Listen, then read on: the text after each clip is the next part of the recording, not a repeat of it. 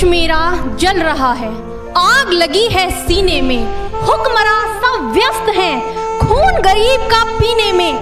तो राम मंदिर या बाबरी का पक्ष नहीं मैं लाई हूँ, घायल भारत चीख रहा है, चीख सुनाने आई हूँ। परम आदरणीय सभापति महोदय, मंचासीन निर्णायक मंडल समिति एवं उपस्थित मेरे प्यारे साथियों, मैं आरक्षी खुशबू चौहान केंद्रीय रिजर्व पुलिस बल आज सदन की राय से असहमत होते हुए वक्ता विपक्ष में अपने विचार प्रस्तुत करूंगी। महोदय, दर्द हद से तब गुजरने लगता है जब मेरी आंखों के सामने ताज, पुलवामा, छत्तीसगढ़ में शहीद हुए जवानों के शत विशत अधजले शरीर के टुकड़े, रेत के टीलों से ऊपर जाती लाशों के ढेर और कश्मीर की खून से सनी लाल रंग की सड़कों के दृश्य सामने आते हैं।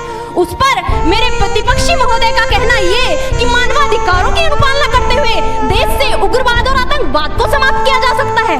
महोदय, अब तो हमारा तिरंगा झंडा भी हमसे ये पूछने लगा है कि क्या बात है भारत, आजकल फहराने से ज्यादा मैं कफन में दफनाने के क्यों काम आ रहा हूँ। महोदय, हृदय तो उस दिन फट गया जब बूढ़ी माँ अपने बेटे के चिथड़ों को देखकर बोली कि साहब, आप तो भर्ती में 1 इंच भी कम नहीं लेते, मैं आधा शरीर कैसे ले लूं। महोदय, आज इन मानवाधिकारों के कारण इन आतंकियों के बंगलों की आकाओं की नाकफनी हंसती है और शहीद हुए हमारे जवानों के आंगन की तुलसी रोती है। जब एक शहीद हुए जवान की विधवा की वेदना चीख चीख कर ये कहती है कि प्यार भी भरपूर गया, मांग का सिंदूर गया, नन्हे नौनिहालों की लंगोटियां चली गई, छोटी छोटी बेटियों की चोटियां चली गई और आपके लिए तो एक आदमी मरा है साहब, मेरे घर की तो रोटियां ही चली गई। महोदय, किसी भी युद्ध को जीतने के लिए पहल करना सबसे ज्यादा आवश्यक है, क्योंकि इतिहास गवाह है कि पहल करके बड़े बड़े युद्धों के परिणाम बदल दिए गए हैं। परंतु आज मानवाधिकारों के कारण हमारे देश के जवान इस कदर बंधे हुए हैं कि अपनी ड्यूटी पर खड़े होकर भी वो आज पहल करने से डरते हैं, क्योंकि महोदय भविष्य में उन्हें कटघरे में खड़े होने का डर सता रहा होता है।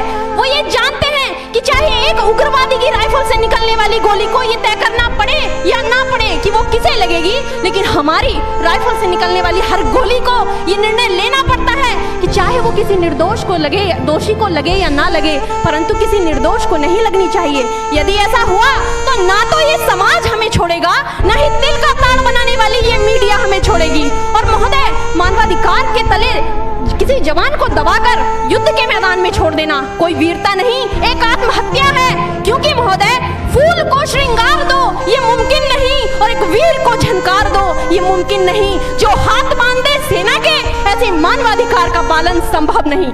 महोदय, आज सत्यनिष्ठा के मार्ग पर चलते हुए भी हमारे देश का जवान इन आतंकवादियों, इन पत्थरबाजों से डरता है, क्योंकि वो जानता है कि उसकी राइफल से निकलने वाली गोली अगर टारगेट को हिट नहीं भी करेगी तो भी 400 मीटर तक जाएगी, और यदि इस बीच वो किसी निर्दोष को लग गई तो महोदय हमें अपनी नौकरी से हाथ तक धोना पड़ सकता है।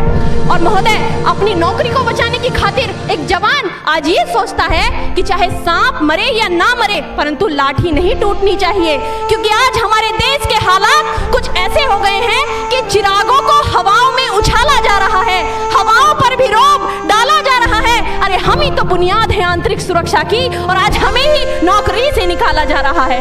महोदय, जब पुलवामा में 44 जवान शहीद हुए, छत्तीसगढ़ में 76 जवान शहीद हुए, तो कोई भी मानवाधिकार की दुहाई देने वाला हमारे पक्ष में आकर खड़ा नहीं हुआ।